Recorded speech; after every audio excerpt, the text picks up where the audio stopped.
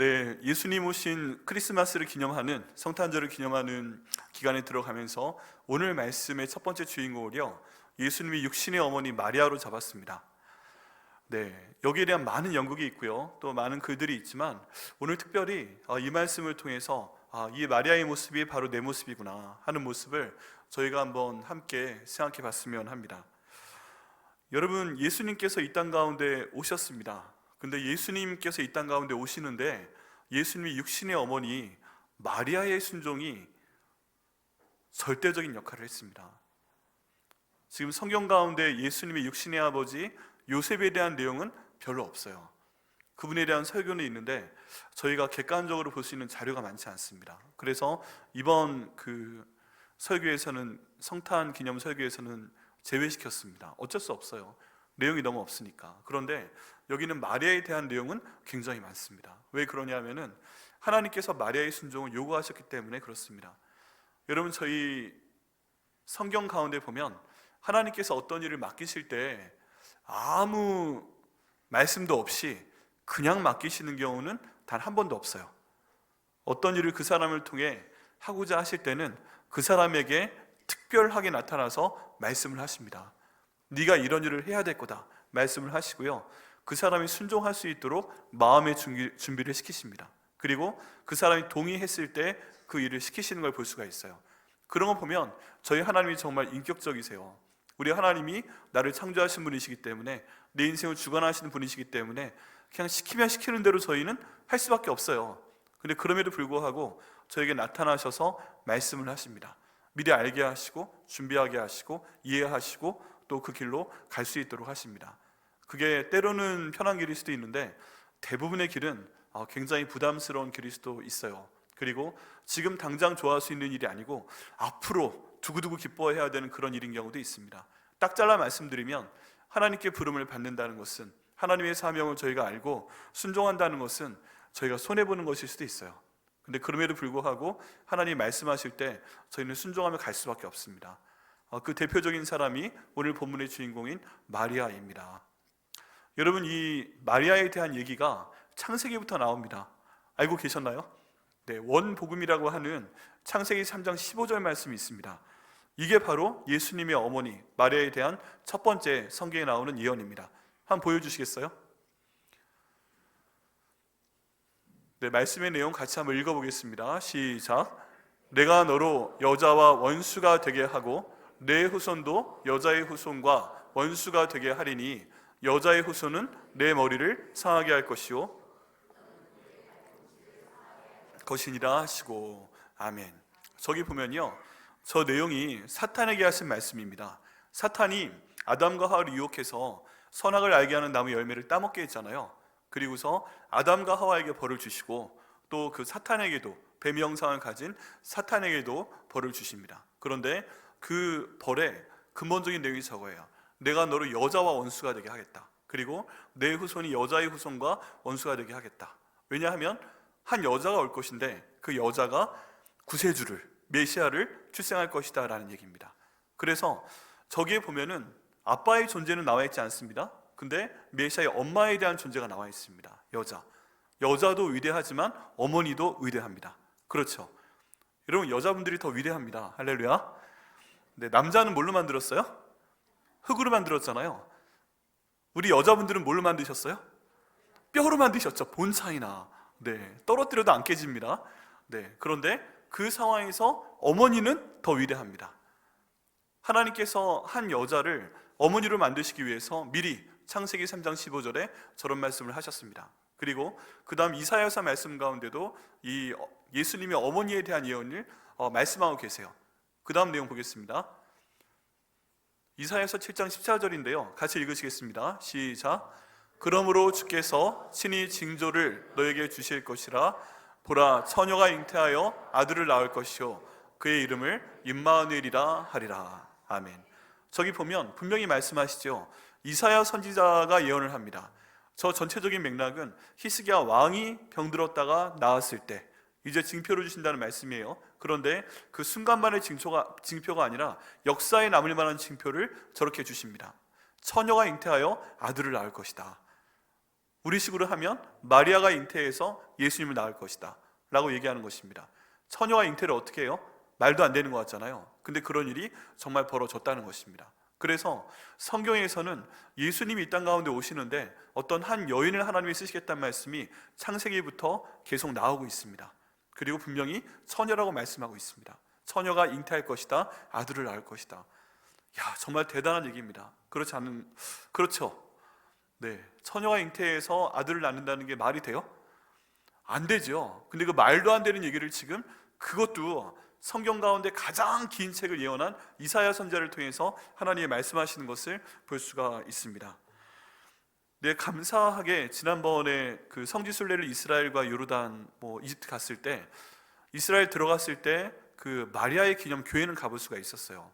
그 사진을 보여주시면요, 몇 장의 사진을 볼 텐데요, 이스라엘 가운데 기념교회가 여러 개가 있습니다. 그런데 그 기념교회 중에서 마리아를 기념하는 교회가 있습니다. 한 인간인데, 한 여인인데 왜 그분을 기념하는 교회가 세워졌을까? 그런 의문을 가지실 수 있는데요, 이제 차차 오늘 말씀을 들으시다 보면 이해가 되실 겁니다. 이분은 정말 기념할 만하다, 우리가 보고 듣고 배우고 본받을 만하다라는 생각이 드실 것입니다. 저 그 기념교회의 앞면인데요, 저 앞면이 마리아를 기념하는 교회의 앞쪽 그 모습입니다. 교회 자체 규모가 굉장히 큽니다. 네, 그 다음 사진을 보면요, 저기 이제 한 여인이 아기를 안고 있습니다.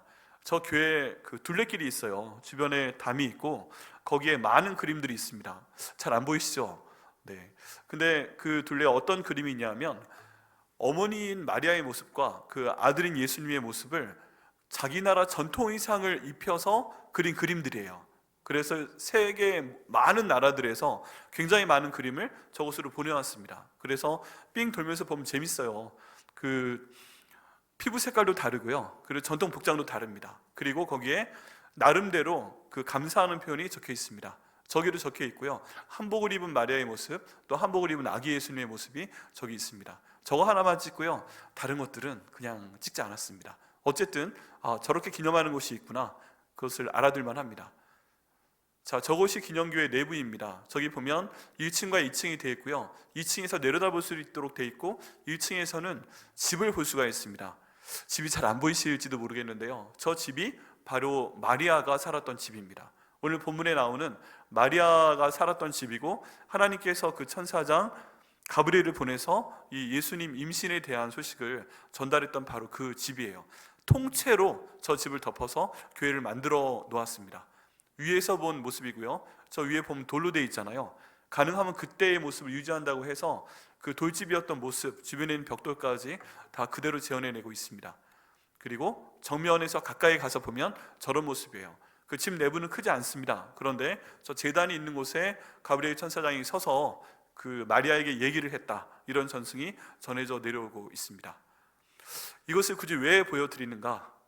여러분, 저희가 성경을 보게 되면 말도 안 되는 얘기에 대해서 말도 안 되는 얘기라고 저희가 이해할 경우가 있어요. 이건 성경에 나오는 얘기다, 이거는 역사 가운데 있는 얘기가 아니다, 이건 특정한 장소에 있는 얘기가 아니다, 그냥 성경 안에 있는 얘기지 하고 생각하시는 분이 계시거나, 아니면 말도 안 되는 얘기니까 애초에 이게 맞나? 그런 생각을 안 하시는 분도 계십니다. 그런데 저는 성지순례를 가봤을 때 저희가 배울 수 있는 것은 무엇이냐면요, 성경 가운데 있는 그 일이 정말 이 장소에서 벌어졌다고 기념하는 장소가 있다는 것입니다. 그리고 그 장소에는 또 시간이 같이 따라갑니다. 하나님께서 여기 있는 마리아를 선택하시고 그 마리아가 살고 있는 집에 하나님의 그 메시지를 전하는 천사장을 보내서 그 복음을 전하셨다는 것은 실제 있었던 사실이에요. 역사 가운데 분명한 시간이 존재하고요, 역사 가운데 있는 장소가 존재한다는 것입니다. 그리고 마리아가 들었던 모든 얘기는 역사적인 사실이라는 것을 저희가 믿어야만 됩니다. 여러분, 그 시간과 그 장소 마리아에게 있습니다. 근데 이제 우리도 그 생각을 해봐야 됩니다. 내가 이 자리에 앉아있기 위해서 하나님께서 나를 부르시고 하나님께서 나를 만나주신 그 시간과 장소가 내게도 있어야 됩니다. 왜냐하면 우리 하나님께서는 인격적인 하나님이십니다. 우리 너무나도 사랑하시는 하나님이십니다. 하나님의 형상대로 만든 사람이 바로 나예요. 옆에 있는 사람이에요. 그렇다면 내가 이 자리에 앉아있기 위해서 누군가 나를 끌고 와서 억지로 있는 경우도 있습니다. 하지만 분명한 건 무엇이냐면, 하나님께서 정말 하나님이시라면, 그분이 나를 창조하신 분이라면, 그분이 나를 주관하시는 분이라면, 그분이 나를 만나주신 시간과 장소가 분명히 있어야 되는 거예요. 단지 이 처음 관계로 끝나는 것이 아니라 그분이 나를 만드셨다면, 나의 인생을 주관하고 계신다면 내게 어떤 일을 맡기시고 이 일을 해라 라고 말씀하시는 그 내가 사명을 받는 순간이 분명히 있어야 되는 겁니다. 여러분, 그 시간과 그 장소 기억나십니까? 처음 하나님께서, 또 예수님께서, 성령님께서 우리를 만나주신 그 시간, 그 장소, 우린 그 상황을 첫사랑이라고 하잖아요. 분명히 그 순간이 있는데, 뭐 중학교 때, 고등학교 때 수련회일 수도 있고, 또 예배 순간일 수도 있고, 아니면 길에 갑자기 걸어가다가, 혼자 기도하다가, 혼자 골방에서 울 때, 굉장히 위험한 일을 당하고 그 다음 간신히 살아났을 때, 뭐 여러 가지 상황이 있을 수 있습니다. 그렇지만 저희가 가끔 그 상황을 기억해야 됩니다. 우리는요, 그냥 살아요. 아까 찬양의 가사처럼 너무 바빠서 하늘을 바라볼 새도 없이 살다 보면 그때 예수님이 나를 만나주셨던 그 처음 그 시간과 그 장소를 우리가 생각하지 않았구나, 생각하지 않고 살고 있구나 하는 생각을 할 때가 가끔 있습니다. 우린 가끔 하나님으로부터 떠나야 되는데 우리는 가끔 하나님을 생각을 합니다. 반면 하나님은 언제나 우리와 함께 하시기 때문에 항상 우리를 생각하시고요, 졸지도 주무시지도 아니하신다고 성경은 말씀하고 있습니다. 그래서요, 저기는 마리아가 있었던 저 집을 굳이 지금 보여드리면서 이 말씀을 드린 이유는 우리도 그 순간, 그 시간과 장소를 기억해야 되기 때문에 그렇습니다. 나를 만나주신 처음 그 시간과 장소도 있지만 두 번째 시간과 장소도 있습니다. 그 시간과 장소는 어디냐 하면 내게 어떤 일을 맡기시는 그 시간과 장소예요. 소위 내게 사명을 주시는 시간입니다. 우리는 모두 먹고 살기 위해서 어떤 일을 합니다. 그런데 역사의 흐름은 하나님께서 사람을 구원하시기 위한 역사로 진행돼 가고 있습니다. 히스토리라는 단어가 있잖아요. 그게 히스토리예요. 예수님의 역사예요. 예수님 오시기 이전과 이후로 그 BC와 AD가 나눠지게 됩니다. 그렇다면 하나님이 태초에 천지를 만드시고 그 다음 마지막 그때가 올 때까지 하나님의 이 역사에 대한 목적은 사람들을 구원하시는 게 바로 하나님의 목적이에요. 그러면 그 일 가운데서 우리가 먹고 사는 것도 중요하잖아요. 근데 우리가 생각해야 될 것은 내가 사람들을 구원하고자 하시는 그 하나님의 역사의 흐름 가운데 하나님이 나를 어떻게 써주시나 라는 질문을 던지고 거기란 답을 얻어야 됩니다. 나를 어떻게 써주시지? 하나님, 그 구원 사역 가운데 저를 지금 어떻게 사용하고 계시죠? 그 중에 저한테 아무 역할도 맡기지 않으신 거예요? 정말이에요? 여러분, 지금 저 상황 가운데서 가브리엘이 마리아를 만나주고 있는데 우리도 만약에 우리에게 사명을 주시면 우리에게 나타나셔가지고 말씀하실 수 있어요.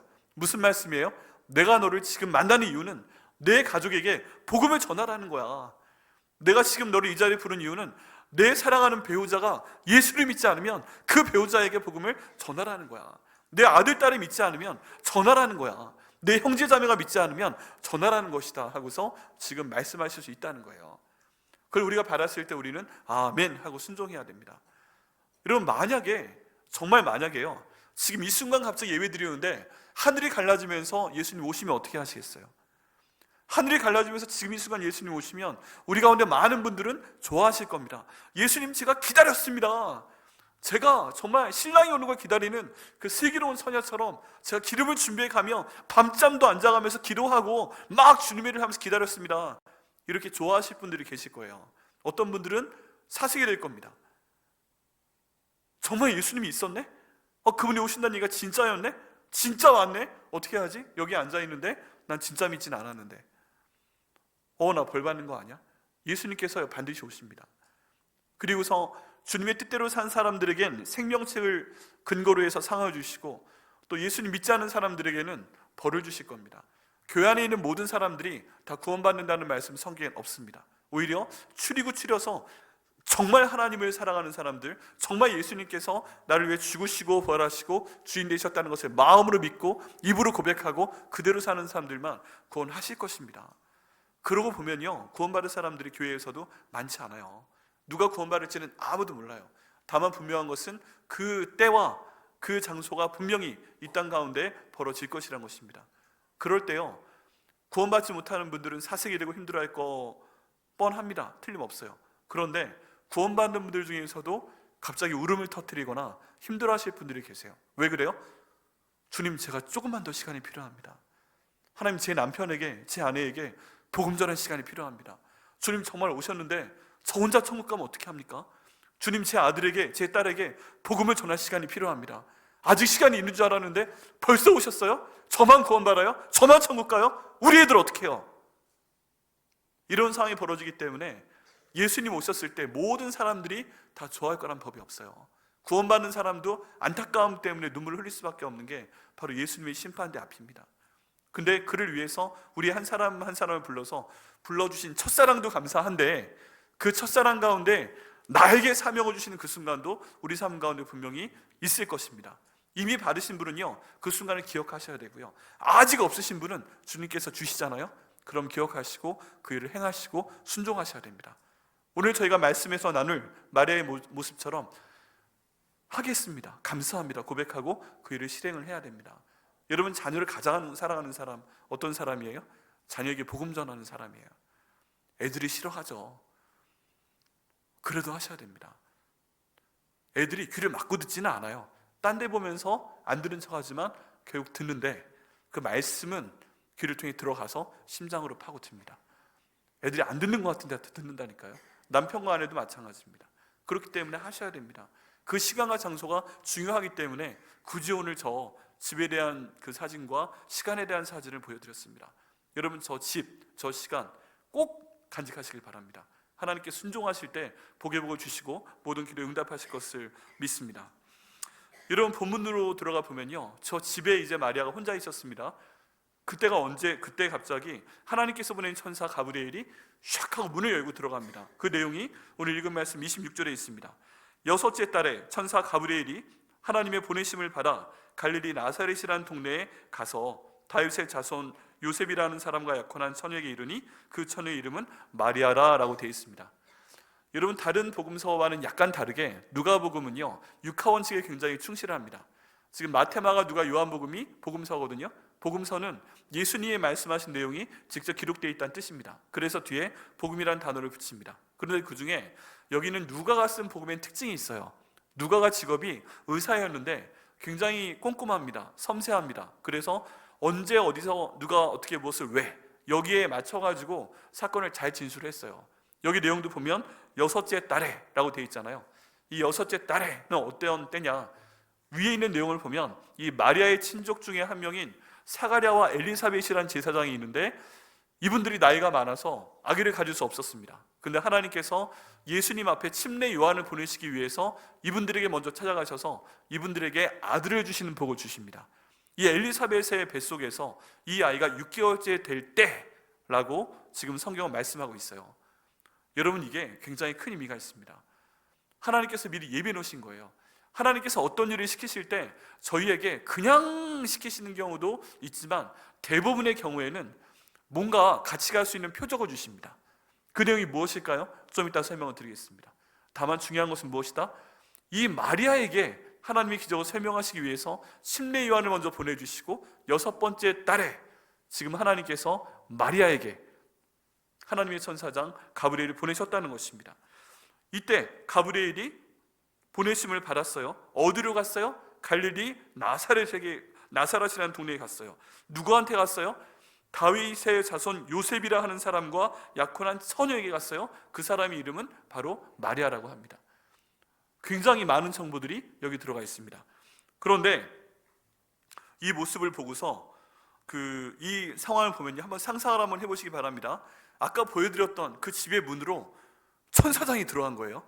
여러분, 천사 보신 분 계세요? 천사 보신 분? 아무도 안 계시죠? 마리아는 봤을까요? 마리아도 못 봤을 거예요. 한 번도 못 봤을 거예요. 그런데 지금 그 문으로 누가 들어온 거예요? 하나님이 보낸 천사장이 들어온 거예요.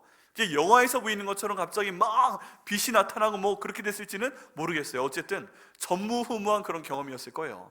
천사장이 들어갑니다. 그런데 28절 말씀 가운데 보니까 이 천사장이 그에게 들어가서 말도 합니다. 뭐라고 말을 하냐 하면 은혜를 받은 자여 평안할지어다, 주께서 너와 함께 하시도다 라고 말씀하고 있어요.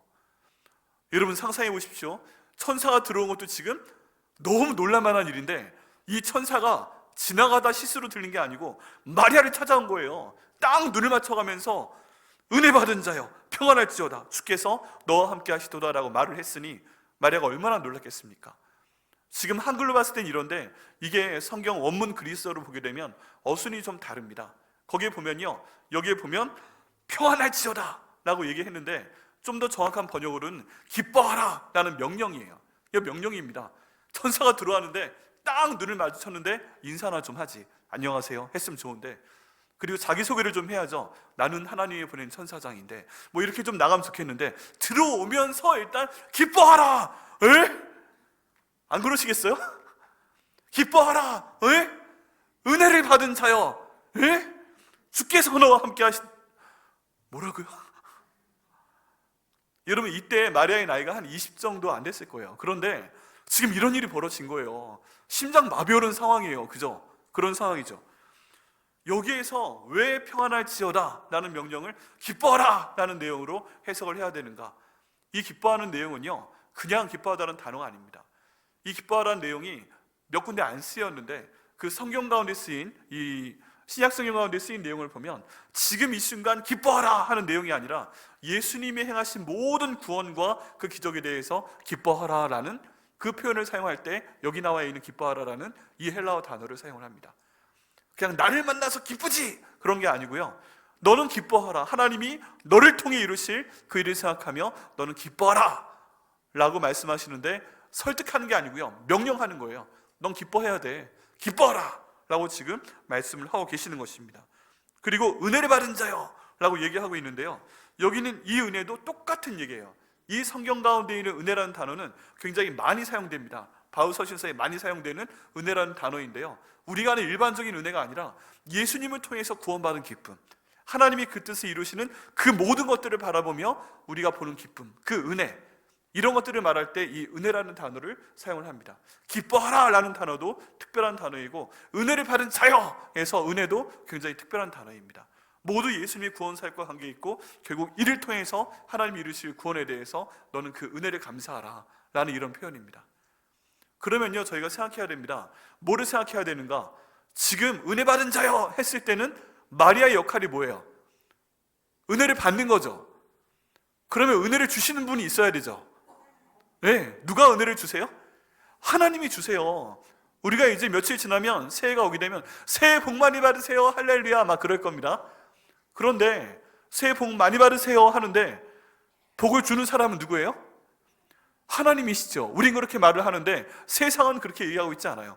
복 많이 받으세요 하는데 복을 누가 주고 있는지는 얘기하고 있지 않아요. 근데 우리는 말하죠. 하나님이 주시는 겁니다. 그분이 우리 만드신 분입니다. 그분이 우리 주관하시는 분입니다. 우리는 그분을 아버지라 부릅니다. 우리 명확하잖아요. 복 주시는 분은 하나님, 여기에서 지금 은혜 주시는 분은 하나님, 받는 사람은 누구? 여기는 마리아입니다. 그래서 저희가 항상 기도해야 됩니다. 하나님, 저에게 무엇을 주시옵소서? 하나님, 은혜를 주시옵소서. 저희는 받겠습니다. 이거 튕겨낼 필요가 전혀 없습니다. 하나님께서 이 상황 가운데 주시는 이 은혜를 우린 받으면 되는 겁니다.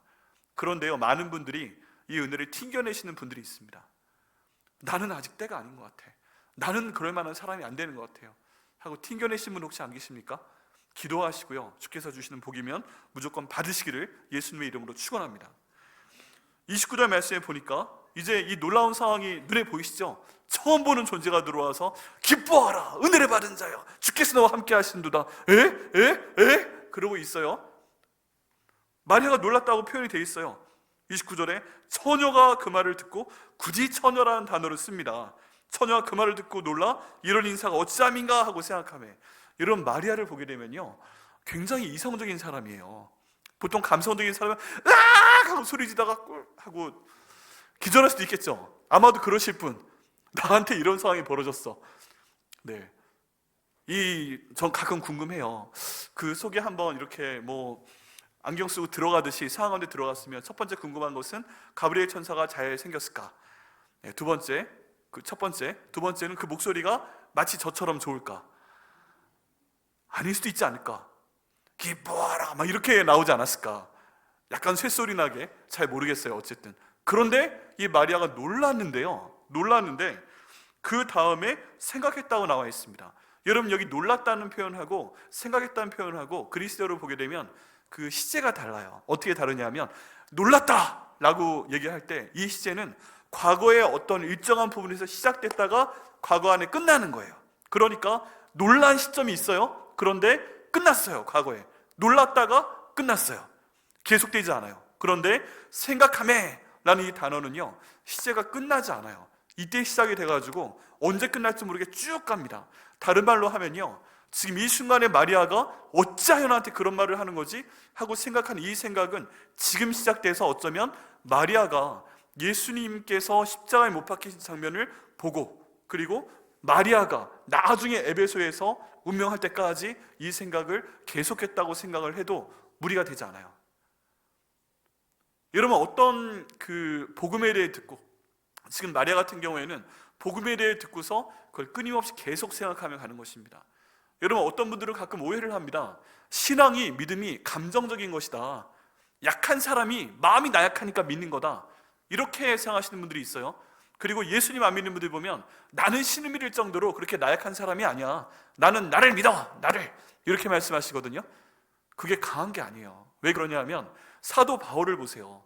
사도 바울이 17권이나 되는 아주 놀라운 논리적인 그런 편지를 써서 여기 신약 성경에 기록이 되어 있잖아요.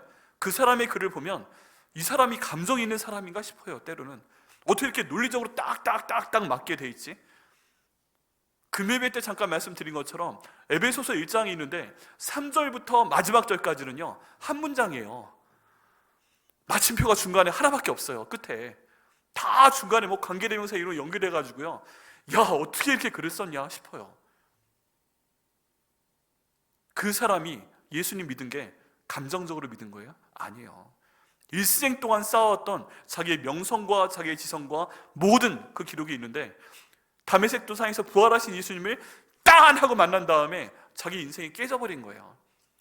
내가 쌓아왔던 인생, 로마 시민권자로서의 인생, 내가 갖고 있는 모든 그 특권들, 이 모든 것이 부활하신 예수님 앞에 소용이 없구나. 이거를 논리적으로 이성적으로 이해하고 자기 삶 가운데 완전히 받아들였기 때문에 사도 바울이 이성적으로 예수님 믿고요, 엄청나게 많은 고난을 당해도 그 예수님에 대한 이름을 가지고 뚫고 나갔던 것입니다. 이게 살아있는 이름이었던 거예요. 살아있는 능력이었던 거예요. 그냥 감정적으로 갑자기 예수 믿어라 그러니까 아멘 하고 나와서 좀 울다가 제가 교회 나올게요, 그런 얘기가 아니라 이 예수님이 나를 구원하신 구세주가 맞구나, 이 예수님이 나를 위해 죽으셨구나, 이 예수님이 다시 나를 위해 살아나셨구나, 이 예수님이 나의 주인이구나, 하나님이 이 모든 것들을 하셨구나 하는 것들을 논리적으로 생각하고 이성적으로 받아들여서 결론을 내린 게 지금 사도 바울의 인생이라는 것입니다. 그런데 여기는 마리아도 똑같은 거예요.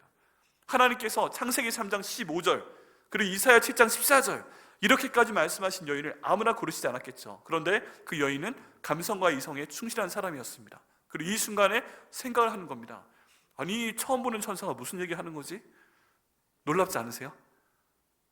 보통 그런 경우에는요, 감정과 사고가 마비가 될 거예요. 으악 이러고 있을 거예요. 그렇지 않으세요? 난 안 그럴 거다 싶은 분은 공포영화 봤을 때 여러분 어떻게 보시나 한번 생각을 해보세요. 으악 하고 숨겨있고. 근데 여기는 마리아는 그렇지 않았다는 것입니다. 여기 중요한 건 뭐예요? 놀란 것은 일정 기간 있다가 딱 끝났어요. 받아들였어요. 그런데 마리아가 그 다음부터 생각하는 것은 마리아의 일생 동안 계속되었다 하는 그런 얘기입니다. 자, 봤을 때 이제 여기 있는 가브리엘이 선포합니다. 왜 이런 얘기를 하는 거지? 했을 때 하나님의 은혜가 뭐지? 라는 이 질문에 대해서 답변을 합니다. 내가 아들을 낳을 것이다. 이름을 예수라 하라. 하나님의 아들이다. 이 사람이 진정한 왕이다 라고 설명을 합니다. 근데 그런 얘기를 들으면서 그래요? 하고 넘어가는 것 같아요. 그런데 마리아가 이 순간에도 정신줄을 놓지 않고 있어요. 34절에 질문을 합니다. 대단하죠? 뭐라고 질문을 하는가? 마리아가 천사에게 말하되 나는 남자를 알지 못하니 어찌 이 일이 있으리이까? 지금 일반적이면 네가 임신을 할 거야, 하나님의 아들이야, 왕이 될 거야. 그럼 내가 왕의 엄마가 돼요? 이런 생각할 수 있는데 중간에 가다 보니까 여기가 딱 걸렸어요. 내가 임신한다고요? 무슨 소리예요 지금? 하고서 발끈했든지 어쨌든 질문을 합니다. 보통 이런 순간에 말을 할 수 있어요, 없어요? 빨리 지나가라 이럴 수 있는데 질문을 합니다. 마리아가 천사에게 말하되 나는 남자를 알지 못하니 어찌 이 일이 있으리이까 하고 정면 도전을 합니다. 여러분, 성경 가운데서요, 예수님의 능력을 실제적으로 체험하는 사람들은 어떤 사람인지 아세요? 질문하는 사람들입니다. 질문하는 사람들. 그게 오늘날도 통합니다. 여러분, 도마가 내 예수님 살아나셨다고? 내 그분 부활하셨다고 하는데 그분 창자국에 내 손가락 넣어보고 그분 못자국에 내 손가락 넣어보지 않으면 나 못 믿어! 하고 하는 얘기를 반대대로 했더니 예수님께서 도마 위에 나타나셨잖아요. 여러분, 신앙이요, 좋은 게 아닙니다. 좋은 게 좋은 걸로 가면 그냥 끝나요. 근데 이건 못 믿겠는데? 하고 말씀하시거나 기도하면 하나님이 분명히 나타나셔서 그거 확인시켜 주시는 분이 바로 우리 하나님이십니다. 왜 그래요? 하나님이 아세요. 그 사람 성질머리 나 닮았거든, 내가 그렇게 지었거든. 그러니까 그 사람한테 이 정도 보여줘야 믿는 거 알고 있으니까 도마한테 딱 나타나서 혼내지 않고 넣어봐 하고 보여주신 거예요. 근데 여기 있는 마리아도 똑같은 상황이에요. 질문을 합니다. 어떻게 이 일이 있겠습니까? 나는 남자를 알지 못합니다. 여기 안다라는 단어는 어떤 뜻이냐면 경험하지 못했다는 것입니다. 진짜 나는 남녀관계 모르고 내가 손은 잡았을지 몰라도 나는 남자와 성적인 관계를 맺어본 적이 없는데 어떻게 내가 임신할 수 있겠습니까? 라고 질문하는 겁니다. 여러분, 유대인의 결혼 법칙을 보면 약간 신기한 면이 있어요. 지금 이 두 사람은 결혼식을 끝냈습니다. 지난번에 가나의 포도원 혼인잔치에 대한 말씀을 드렸듯이 일주일 동안 밤새 잔치를 하면서 사람들이 포도주 마시고 이 사람의 예의를 보고 가족을 보고 태도를 보고 이런 식으로 가다가 마지막 날에 신부가 신랑이 주는 포도주를 받게 되면 약혼을 하는 거고 정혼을 하는 거고 받지 않으면 아니거든요. 그런데 지금 마리아는 받았다는 거예요. 그리고 그날 밤 함께 동침을 하느냐? 안 합니다. 약 1년 정도의 시간을 가지고 신랑은 돌아갑니다. 일을 열심히 해서 집을 준비한 다음에 신부를 데려오게 되고요. 그 1년 동안 신부는 매일같이 향료를 섞어서 목욕을 합니다. 자기 남편을 기다리는 거죠. 그걸 약혼한 상태라고 합니다. 지금 여기 있는 마리아가 그런 상태인 거예요. 일주일 동안 결혼식 했어요. 그 다음에 포도주 받아줬어요. 요셉은 돌아갔어요. 마리아는 지금 1년 동안 있으면서 남편 기다려야 돼요. 근데 그 순간에 임신을 했다는 거예요. 여러분, 이런 상황이 되면 유대에서 어떻게 했을까요? 그 실제적인 근거를 보겠습니다. 여기 보면요, 여기 보면 그 어떻게 하여 이 일이 있으리까? 라고 얘기를 하는데 이때 저희가 레위기 말씀과 신명기 말씀을 살펴봐야 됩니다. 자, 레위기 말씀 보여주시겠어요? 같이 한번 읽어보겠습니다. 시작. 누구든지 남의 아내와 간음하는 자, 곧 그의 이웃의 아내와 간음하는 자는 그 간부와 음부를 반드시 죽일지니라. 무슨 얘기예요? 여러분, 약혼한 것도 유부녀로 칩니다. 그런데 누구든지 유부녀와 간음하는 자, 그런 사람은 반드시 남자와 여자를 뭐 하라고요? 다 죽여라. 지금 마리아는 유부녀예요, 처녀예요? 처녀인데 유부녀예요? 마리아랑 정혼했다고 돼 있어요? 죽는 거예요. 신명기 말씀에 보면 좀 더 자세하게 돼 있습니다. 네, 좀 더 자세하게 돼 있는데 읽어보겠습니다. 시작. 처녀인 여자가 남자와 약혼한 후에 어떤 남자가 그를 성읍 중에서 만나 동침하면 너희는 그들을 둘 다 성읍 문으로 끌어내고 그들을 돌로 쳐 죽일 것이니 그 처녀는 성 안에 있으면서도 소리 지르지 아니하였으며 그 남자는 그 이웃의 아내를 욕보였습니다. 너는 이같이 하여 너희 가운데에서 악을 제할지니라. 아멘. 대단한 말씀이죠. 네, 저런 일이 있게 되면 그냥 죽이는 겁니다. 그런데 죽이는 장소도 그냥 멀리 끌어다가 하는 게 아니라 성문 앞에 데려다가 돌로 때려 죽여라 라고 얘기하고 있습니다. 간음이 벌어졌는데 만약에 도시 안에 있고 옆에 집이 있는 경우에는 둘 다 죽게 돼 있어요. 남자와 여자도. 왜? 옆집 사람이 그럼 소리 질러서 불러야 될 거 아니야. 반항을 좀 해야 될 거 아니야. 왜 조용히 이렇게 넘어가서 임신을 했어? 이건 간음이다 해서 돌로 때려 죽여라. 모든 사람들이 보는 앞에서. 이를 통해 너희 가운데 이는 악을 제할지어다. 여러분, 저거 보면요, 불륜하면 절대 안 됩니다. 저 하나님 말씀이기 때문에 요즘 모든 사회 문화나 여러 가지 것들에서 불륜을 미워하는 게 있는데 불륜하면 죽습니다. 간단합니다. 죽어도 하면 안 됩니다. 이미 혹시 하신 분이 계시다면 죽어라 회개하셔야 됩니다. 그런데 분명한 건 그 죄는 저질렀기 때문에 용서하셔도 잘 나가다가 꺾이는 게 있습니다. 대표적인 사람이 누구예요? 다윗이에요. 다윗이 굉장히 잘 나가는데 밧세바 사건 이후로 다 꺾이게 됩니다. 불륜 절대 하시면 안 됩니다. 만약에 하신 분 있으면 죽어라 회개하셔서 용서를 하나님께 받으셔야 됩니다. 지금 이런 상황인 거예요. 레위기 말씀을 봐도 신명기 말씀을 봐도 불륜이면 마리아는 죽은 목숨이에요. 그런데 빠져나갈 수 있는 변명거리가 하나가 있어요. 그게 바로 그 다음에 나오는 말씀인데요, 신명기 그 다음 절 말씀 보겠습니다. 네, 그게 저 25절부터 27절인데요 다시 한번 읽겠습니다. 시작. 만일 남자가 어떤 약혼한 처녀를 들에서 만나서 강건하였으면 그 강건한 남자만 죽일 것이요 처녀에게는 아무것도 행하지 말 것은 처녀에게는 죽일 죄가 없습니다. 이 일은 사람이 일어나 그 이웃을 쳐 죽인 것과 같은 것이라 남자가 처녀를 들에서 만난 까닭에 그 약혼한 처녀가 소리 질러도 구원할 자가 없었음이니라. 굉장히 그 정황을 좀 봐주고 있죠. 들에서 만나서 1대1이었으면 방법이 없으니까 남자만 죽여라. 그런데요, 지금 정혼한 사람 입장에서는 이게 도시 안에서 벌어진 일이건 이게 들에서 벌어진 일이건 임신을 했어? 그러면 이 정혼자가 좋겠어요? 엄청난 고민이 있죠. 여기 마리아도요, 엄청난 고민이 있죠. 그래서 그 다음 사진 보시면 이 고뇌에 빠진 요셉의 모습이 나옵니다. 그 다음 사진 보여주세요.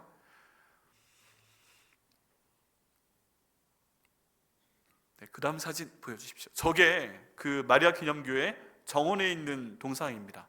지금 어떤 사람이 앉아 있는데 가까이서 보면 표정까지 다 나와 있습니다. 그렇게 힘들고 어려운 표정일 수 없어요. 저 지팡이를 짚고 돌에 앉아 있습니다. 저 고뇌하는 사람 누구일까요? 요셉이죠. 나와 약혼한 마리아가, 나와 정혼한 마리아가 그 1년을 못 참고 임신을 했단 말이야? 나는 건드린 적이 없는데? 그럼 어떻게 된 거야? 마을 안에서 그런 거야? 그럼 쳐 죽여야 되는데. 빈들에서 그런 거야? 그러면 그 논팽이 잡아 죽여야 되는데. 그런데 임신까지 했어? 그 애는 어떻게 하지? 그 당시에 뭐 어떤 기술이 있었던 것도 아니고요. 어떻게 하지? 이런 고뇌 가운데 있는데 다행히 하나님께서 해결을 하십니다. 그리고 저 동상에 바로 뒷면에 또 다른 부조가 있습니다. 그 부조는 바로 저 모습이에요.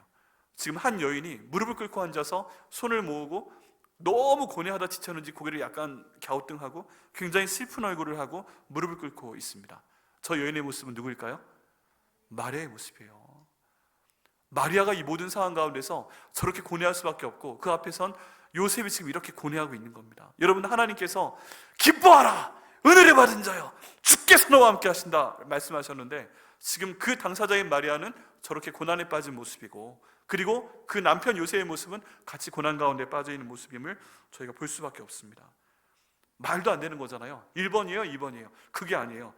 어떻게 이런 일이 있습니까? 그리고 여기 지금 마리아가 생각하고 있잖아요. 이건 법률 용어입니다. 법전에 의거해서 내가 생각해보니까 이런 일이 있으면 안 돼. 그런데 이 근거를 벗어나서 제3의 근거를 천사가 얘기합니다. 천사가 대답하여 이르되 성령이 내게 임하시고 지극히 높으신 이의 능력이 너를 덮으시리니 이러므로 나실 바 거룩한 이는 하나님의 아들이라 일컬어지리라 말씀하고 있습니다. 이게 점점 더 힘든 게요, 뭐냐 하면은 네가 임신하는 거야. 네 말대로 너는 남자를 몰라. 너는 남자 손밖에 못 잡아봤어. 요셉 손밖에 못 잡아봤는데 네가 임신할 거야. 근데 어떻게 되는 거냐면 잘 들어봐. 하나님의 보내신 성령이 내게 임하실 거야. 그리고 그 지극히 높으신 이의 능력이 너를 덮으실 거야. 그리고 네가 임신할 거야 라는 엄청난 얘기를 합니다. 여러분, 전에 저희 향수예배, 여성예배 드릴 때 룻기에 대한 말씀을 드렸는데요, 그때 룻이 보아스에게 청혼을 할 때 당신의 옷자락으로 나를 덮으소서 라는 표현이 청혼이라고 말씀드린 적이 있습니다. 들으신 분은 기억나시죠? 덮으소서 하는 내용이 그런 표현인 거예요. 그런데 이 덮으소서라는 표현이 구약 성경 안에 있습니다. 어떤 표현이냐? 하나님의 영광의 구름 시키나가 쫙 구름 기둥이 저 위에 있을 때 그 밑에 그늘이 생기잖아요. 하나님이 영광의 구름 밑에 있는 구름의 그림자 가운데 네가 들어갔을 때 그 은혜를 입었다는 것입니다. 그럼 네가 임신할 거야. 근데 이게 좀 모순된 것 같지 않아요? 하나님의 영광이 나에게 임해서 나를 덮었는데 내가 임신한대. 내가 죽어야 된대, 잘못하면. 이거 다른 사람이 이해할 수 있도록 설명을 할 수도 없고, 너 요셉이 저기가 있는데 너 지금 정혼기간인데 너 어떻게 임신했어? 그게요, 성령께서 저에게 오셔서 하나님의 영광이 저에게 덮으셔가지고 제가 임신을 한 겁니다 라고 하면 제목이 하나 더 붙었습니다. 미친 XX. 이런 일은 전에도 들은 적이 없고 이후에도 없을 거야 하고 돌로 당장 때려 죽여도 어쩔 수 없는 거예요. 이런 위기 상황 가운데 지금 마리아가 놓였다는 것입니다.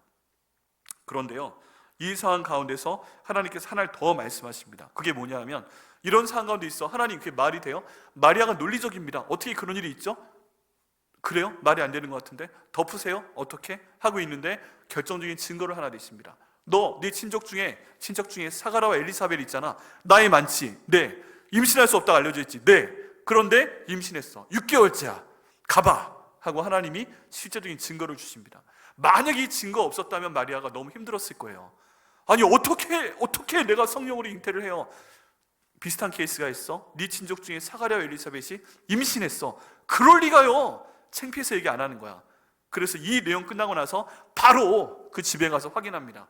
근데 엘리사벳이 여기는 마리아가 오는 것을 보고, 내 뱃속에 있는 이 아이가 6개월이 되었는데 내가 오는 것을 보고 뱃속에서 뛰어놀았다. 너 하나님이 인도하심 가운데 있구나 하고 물어보지 않았는데 먼저 얘기합니다. 그걸 보고서 마리아가 증거를 잡은 거예요. 이게 하나님이 하신 일이 맞구나. 지금 이 엘리사벳이 임신할 수 있었다면 내가 성령으로 잉태하는 것도 말이 되겠다 라고 뒤에 확증을 하게 된다는 것입니다. 여러분, 하나님은요 저희 만드신 분입니다. 우리 이해가 안 되잖아요. 이런 거 주십니다. 왜 우리가 몰라요? 거부하기 때문에 그래요. 근데 주셨어요. 분명히 가만히 생각해 보세요. 주셨어요. 그 일 하라고 주셨어요. 그 일 맡겼다고 주셨어요. 그럼 우리는 해야 돼요. 순종하는 거예요. 이런 모든 얘기까지 듣고 여기는 마리아가 반응을 합니다. 37절 말씀인데요, 대저 하나님의 모든 말씀은 능하지 못하심이 없느니라. 능하지 못하심이 없느니라. 제가 약간 더듬을 정도로 우리말 표현도 어색한데 헬라어로 보면요 간단합니다. 없어! 불가능한 것은. 마치 영화 제목처럼 미션 임파서블. 근데 여기에서는요 No 임파서블. 없어! 불가능한 것은. 하나님께 불가능한 것이 없어! 하고 no부터 먼저 나옵니다. 굉장히 강력한 표현이에요. 그런데 그 말씀을 딱 듣고 마리아가 반응합니다. 마리아가 이르되 주의 여종이오니 말씀대로 내게 이루어지이다 하며 천사가 떠나가니라. 여러분, 이 놀라운 상황 가운데서요 No impossible, 없어! 불가능은 까지 했는데 그 다음에 마리아의 반응이 뭘지 참 궁금했는데, 주의 여종이오니 하나님과 자기의 관계를 먼저 정립합니다. 그런 말씀하세요? 감사합니다. 당신을 보낸 하나님과 내 관계는요 나는 그분의 여종입니다. 이 단어는요 정말 미천한 여자 계집 아이, 종을 말하는 정확한 단어예요. 주의 여종이오니 그 말씀이 내게 이루어지이다. 저 덮어주세요. 임신하겠습니다. 저 처녀의 몸으로 아기 낳겠습니다 라고 고백하니까 천사가 떠나가게 됩니다. 여러분, 이런 상황이 저에게 벌어진다면 어떻게 할까요? 이런 상황이 하나님께서 나에게 다가오셔서 기뻐하라, 은혜 입은 자여, 주께서 함께 하신다 그랬는데 나한테는 뭔가 손해볼 만한 일을 하라는 거예요. 그리고 하나님의 영광이 너를 덮을 것이다 얘기했는데 나한테 부담스러운 것만 얘기해요. 교회 사역하라고 그러고 뭐 하라고 하고, 이거 싫은데, 이거 나는 손해볼 것 같은데, 그럴 때가 아닌 것 같은데, 그런 여러 가지 부담감이 있습니다. 그런데 그 모든 상황 가운데서 하나님이 저에게 명령하시는 명령만 순종을 해도 정말 큰 거예요. 성경 가운데 명령형이 있습니다. 예를 들어서 항상 기뻐하라, 명령이죠. 쉬지 말고 기도해라, 기도하라고 하죠. 범사에 감사하라, 감사하라고 그러죠. 내 이웃을 내 몸같이 사랑하라, 사랑하라고 그러시죠. 하나님께 11조와 헌물을 제대로 드려라 하라고 그러시죠. 이거 다 부담스럽고 다 힘든 것 같은데 주의 계집종이오니, 주의 남종이오니, 주의 계집종이오니 제가 하겠습니다 라고 순종을 할 때 하나님께서 그 일을 이루시고 복을 주실 줄 믿습니다. 여러분, 이 고백이 저희 가운데 있어야 됩니다. 이 고백을 할 때 제가 처음 저에게 부임할 때부터 여쭤봤던 게 있잖아요. 가장 훌륭한 교육학 이론, SSKK 이론 말씀드렸죠. 그게 뭐라고 말씀드렸어요? 네, SSKK, 시키면 시키는 대로, 까라면 까라는 대로. 하나님께서 시키면 시키는 대로 하면 되고 하나님께서 까라면 까라는 대로 하면 됩니다. 근데 거기에 대표적인 사람이 누구예요? 여기는 마리아입니다. 너 처녀지만 임신해! 시키니까 시키는 대로 하겠습니다. 하나님 영광이 너를 덮을 테니까 나아야 돼! 이러면 예수라 해야 돼. 까라고 말씀하시니 까겠습니다. 지금 그렇게 나오는 거예요. 그리고 나서요 마리아가 찬양까지 합니다. 그게 저희가 뒤편에 읽은 내용인데 이 내용이 세 부분으로 나누어집니다. 근데 시간 관계상 앞에 있는 부분만 설명을 하면 내 영혼이 주를 찬양하며 라고 46절에 얘기합니다. 내 영혼이 주를 찬양하며, 여기는 찬양이라는 단어가 어떤 뜻이냐면요 내가 갖고 있는 모든 걱정 의심보다 하나님이 더 크십니다. 내게 있는 고난보다 하나님이 더 크십니다. 내게 있는 모든 기도제목보다 하나님이 더 크십니다. 지금 이렇게 고백하는 거예요. 하나님, 저 지금 힘든 상황인 거 아신데 이런 거 시키세요? 그럼 하나님이 더 크십니다 하고 고백하는 것을 볼 수가 있습니다. 여러분, 저희도 마찬가지입니다. 우리에게 있는 모든 문제와 어려움보다 누가 더 크세요? 하나님이 더 크신 겁니다. 그 다음에 찬양이 뭐예요? 내 마음이 하나님 내 구주를 기뻐하였음은 그의 여종이 비천함을 돌아보셨습니다. 여기 내 구주를 기뻐하였다라는 기뻐하라는 이 단어는요, 아까 명령형으로 말했던 그 기뻐하라 라는 단어와 똑같은 단어예요. 지금 당장은 내가 기뻐할 수 없어도 두고 봤을 때 하나님이 나로 하여금 기뻐하게 해주실 것을 믿습니다. 나는 지금 힘든데요, 하나님 내 순종해 볼게요. 그러면 기쁨 주실 거죠. 이렇게 지금 기도하고 있다는 얘기입니다. 그리고 자기의 정체성을 다시 한번 드러냅니다. 제가 비천한데 그의 여종이 비천함을 돌보셨습니다. 하나님이 돌보셨다고 하는데 하나님과 자기 관계성이 뭐예요? 나는 비천한 여종인데 하나님의 여종이다 고백합니다. 여러분, 고백하실 수 있어요? 나는 하나님의 비천한 종입니다. 나는 하나님의 비천한 남종입니다. 나는 하나님의 비천한 여종입니다. 주님께 저를 돌아보심을 감사합니다. 이것이 저희의 고백이 될 줄 믿습니다.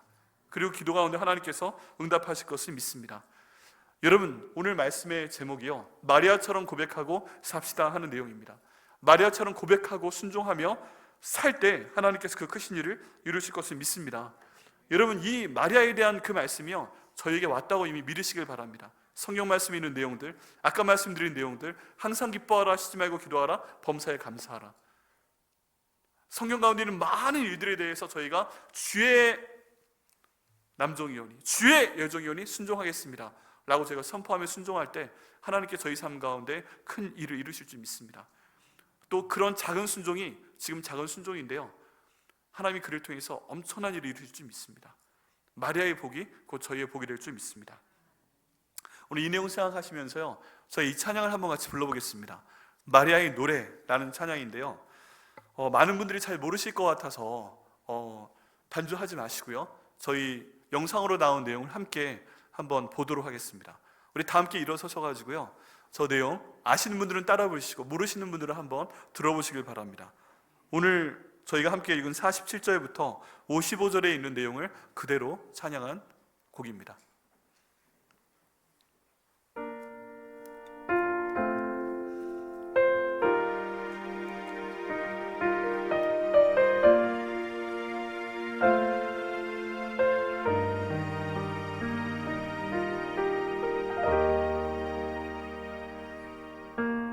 내 영혼이 주를 찬양하며 내 마음이 하나님 내 주를 기뻐함은 주의 종의 비천함을 주께서 돌보심이라. 이제 후로는 나를 복이 있다 일컬으리로다. 능하시니가 큰 일을 행하시니 그의 이름 거룩하도다.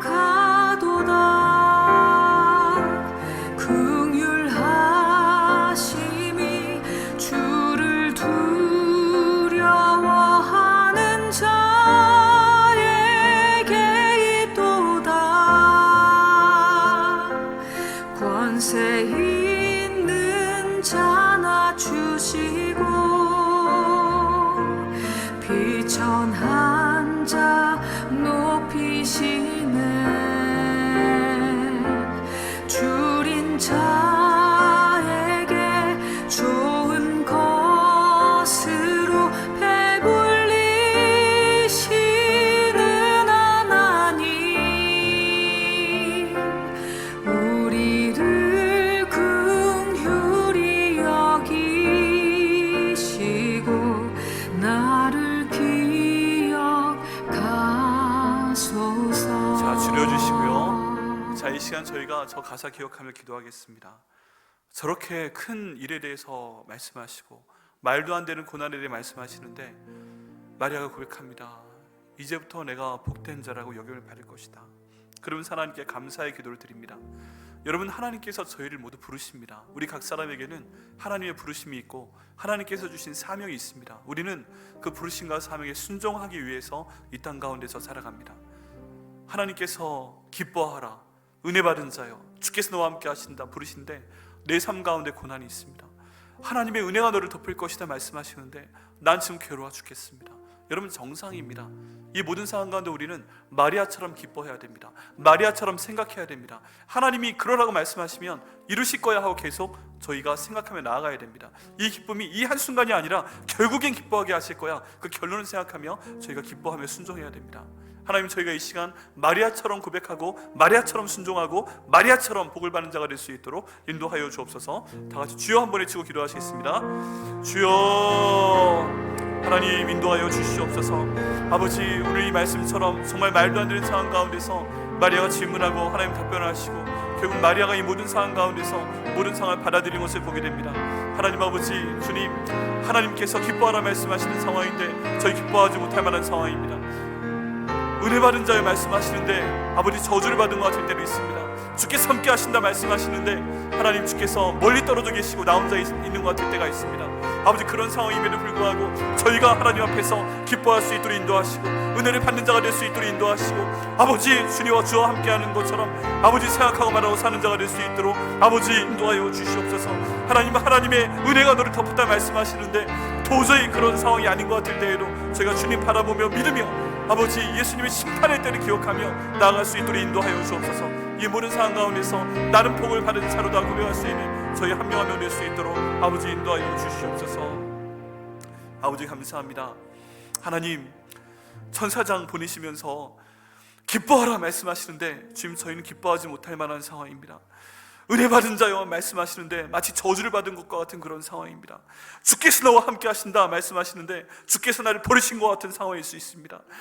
주의 은혜가 너를 덮었다 말씀하시는데 그 모든 것이 차라리 덮지 않았으면 좋겠다 하는 그런 상황일 수 있습니다. 아버지, 저희 연약함이, 저희 믿음이 그렇게 연약해도 저희를 불쌍히 여겨주시고 지금 성령께서 저에게 인도하시고 역사해 주셔서 마리아와 같이 고백할 수 있도록 인도하여 주옵소서. 주의 계집종 이오니, 주의 불쌍한 남종 이오니 이 모든 것이 저에게 이루어질 것입니다 하고 받아들이고 하나님 앞에 저는 복이 있는 사람입니다 하고 고백할 수 있는 저희가 될 수 있도록 인도하여 주옵소서. 하나님, 내게 있는 모든 상황과 어려움보다 하나님께서 더 크신 분이십니다 고백할 수 있도록 인도하시고 이 말씀들은 지금은 기뻐할 수 없지만 앞으로 하나님께서 기쁘게 하실 것을 믿습니다라고 고백하며 주님 앞에 나가 감사할 수 있는 마리아와 같은 저희가 될 수 있도록 아버지 인도하여 주시옵소서. 결국 마리아에게 주신 그 복을 저희 한 사람 한 사람에게도 허락하여 주시옵소서. 이제는 우리 주 예수 그리스도의 놀라우신 은혜와 하나님 아버지의 그 자비로우심과 성령 하나님의 감화감동 교통하심이 오늘 이 모든 말씀을 듣고 마리아처럼 순종하겠다고 다짐하는 우리 백향목교회 성도 한 분 한 분 가운데 지금부터 영원까지 함께 하시기를 간절히 축원하옵나이다. 아멘.